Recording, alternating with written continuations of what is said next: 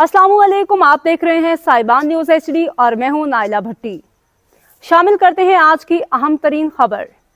कराची से हमारे bureau chief Parvez भट्टी के मुताबिक कैथोलिक कमीशन बराए अमनो इंसाफ, कैथोलिक कमीशन बराए बैनुल मज़ाहब मुकालमा और इकुमेनिज़्म ऑफ कराची ने मसीही बेटी मोहतरमा अरूसा आज़म, जिन्होंने हाल ही में पाकिस्तान में CSS के इम्तहान में शिरकत की और नुमाया कामयाबी हासिल की।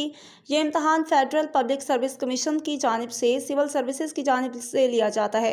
मोहतरमा अरूसा आज़म को मुबारकबाद देने और खराज तहसीन पेश करने के लिए मसीही वकला, डॉक्टर्स, असातिज़ा, जर्नलिस्ट और दीगर शोबा ज़िंदगी से ताल्लुक़ रखने वाले अफराद ने कसीर तादाद में ख़ुसूसी तौर पर शिरकत की।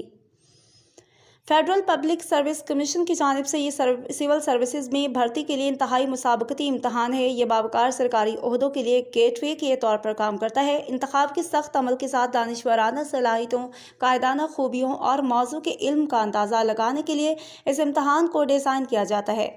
अपनी गो ना गो मसरूफियत के बावजूद डिप्टी स्पीकर सिंध नवीद अंथोनी इस तकरीब में शरीक हुए। मोहतरमा अरूसा आज़म को खुसूसी तौर पर मुबारकबाद दी और खराज तहसीन पेश किया।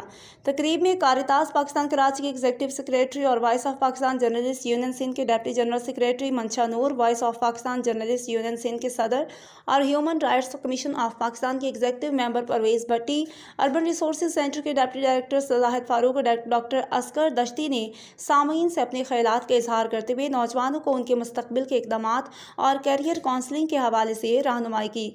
इस तकरीब के दौरान मजहबी रहनुमाओं, वकला, डॉक्टरों, साथ और यूथ ग्रुप को भी मदऊ किया गया था ताकि उनकी ज़िंदगी में हासिल की जाने वाली कामयाबी से सीखा जा सके।